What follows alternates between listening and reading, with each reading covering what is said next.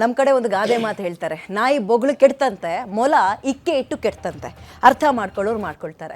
ನೋಡಿ, ಈ ಸ್ಯಾಂಡಲ್ವುಡ್ ಅಥವಾ ನಮ್ಮ ಕನ್ನಡ ಚಲನಚಿತ್ರರಂಗ ಅಂತ ಬಂದಾಗ ಅದಕ್ಕೆ ಅದರದ್ದೇ ಆದಂತಹ ಮಹತ್ವ, ಇತಿಹಾಸ ಇದೆ. ಎಂತೆಂಥವ್ರು ಆಳಿದಂತಹ, ಹೆಸರನ್ನ ತಂದುಕೊಟ್ಟಂತಹ ಚಲನಚಿತ್ರರಂಗ. ಅದರಲ್ಲಿ ನಿರ್ಮಾಪಕರು ಅಂತ ಬಂದಾಗ ಅನ್ನದಾತರು ಅಂತಲೂ ಕರೆದ್ರು.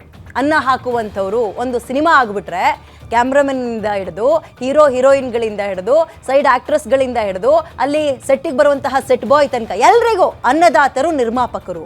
ಅದು ಬರ್ತಾ ಬರ್ತಾ ಬರ್ತಾ ಬರ್ತಾ ಎಲ್ಲಿ ತನಕ ಬದಲಾಗಿದೆ ಅಂದರೆ, ನಾನು ಕೊಡ್ತಾ ಇರೋ ಸ್ಟೇಟ್ಮೆಂಟ್ ಅಲ್ಲ, ಮನೆಯ ಕಮೋಡು ತೊಳೆಯೋದ್ರಿಂದ ಹಿಡಿದು ಕಾಂಡಮ್ ತಂದ್ಕೊಡೋದ್ರ ತನಕ ಕೂಡ ನಿರ್ಮಾಪಕರ ಪಾತ್ರ ಇದೆ ಅನ್ನುವಂತಹ ಒಂದು ಸ್ಟೇಟ್ಮೆಂಟ್ ಅನ್ನ ಇದೀಗ ನಮ್ಮಲ್ಲಿರುವಂಥವ್ರೆ, ಸಿನಿಮಾ ರಂಗಕ್ಕೆ ಸಂಬಂಧಪಟ್ಟಂಥವರೇ ಕೊಟ್ಟಿದ್ದಾರೆ. ಹಾಗಾದ್ರೆ ಸಿನಿಮಾ ರಂಗ ಬರ್ತಾ ಬರ್ತಾ ಇಷ್ಟೊಂದು ಹದಗೆಟ್ಟೋಗಿದೆಯಾ ಅಥವಾ ಬಾಯಿ ಚಪಲವ? ಇದನ್ನ ಹೆಂಗೆ ಕನ್ಸಿಡರ್ ಮಾಡ್ತಾರೆ? ಸ್ಯಾಂಡಲ್ವುಡ್ನಲ್ಲಿ ಈ ಪ್ರಮಾಣದಲ್ಲಿ ಸ್ಯಾಂಡಲ್ವುಡ್ ಅನ್ನುವಂಥದ್ದು ಹಳ್ಳ ಹಿಡಿದಿದೆಯಾ? ಹಾಗಾದ್ರೆ ಇದನ್ನ ಚರ್ಚೆ ಮಾಡ್ತಾ ಹೋಗೋಣ. ಇದೇ ಹೊತ್ತಿನ ವಿಶೇಷ, ನಿರ್ಮಾಪಕರು ಕಂಡಂತೆ ಕಾಂಡೋಮ್ ಕಹಾನಿ. ನಾನು ವಿದ್ಯಾ ಮಲ್ನಾಡ್.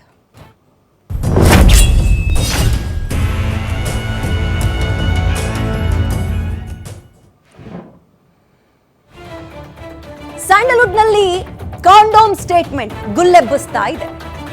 ಹೀರೋಗಳಿಗೆ ಕಾಂಡೋಮ್ ಸಪ್ಲೈ ಮಾಡ್ತಾ ಇದ್ದಾರ ಪ್ರೊಡ್ಯೂಸರ್ಸ್ಗಳು, ಸ್ಟಾರ್ಗಳಿಗೆ ಚಿನ್ನದ ಕಮೋಡ್ ಕೊಡ್ತಾರ ನಿರ್ಮಾಪಕರು, ನಟ ನಿರ್ದೇಶಕ ಚಕ್ರವರ್ತಿ ಚಂದ್ರಚೂಡ್ ಅವರ ಸ್ಟೇಟ್ಮೆಂಟ್ ಇದು ಈಗ ವೈರಲ್ ಆಗ್ತಾ ಇದೆ. ಈ ರೀತಿ ಅವಾಚ್ಯ, ಅಸಭ್ಯ ಪದ ಬಳಕೆಯನ್ನ ಚಂದ್ರಚೂಡ್ ಅವರು ಮಾಡಿದ್ಯಾಕೆ? ಈ ಮೂಲಕ ನಿರ್ಮಾಪಕರ ಘನತೆಗೆ ಧಕ್ಕೆ ತಂದ್ರ ಬಿಗ್ ಬಾಸ್ನ ಮಾಜಿ ಸ್ಪರ್ಧಿ ಡಾಕ್ಟರ್ ರಾಜ್ಕುಮಾರ್ ನಿರ್ಮಾಪಕರನ್ನ ಅನ್ನದಾತ ಅಂತ ಕರೆದಿದ್ರು. ಆದರೆ ಚಂದ್ರಚೂಡ್ ಅವರು ಕಮೋಡು, ಕಾಂಡಮ್ ಅನ್ನುವ ಪದವನ್ನ ಬಳಸ್ತಾ ಇದ್ದಾರೆ. ಎಲ್ಲಿ ತನಕ ಬಂದು ನಿಂತ್ಕೊಳ್ತು? ಅವರ ಸ್ಟೇಟ್ಮೆಂಟ್ ನಾವು ರಿಸೀವ್ ಮಾಡ್ಕೊಳ್ಳೋದು ಹೆಂಗೆ? ಅಥವಾ ಇಂಥದ್ದೇನಾದ್ರೂ ಆಗ್ತಾ ಇದೆಯಾ?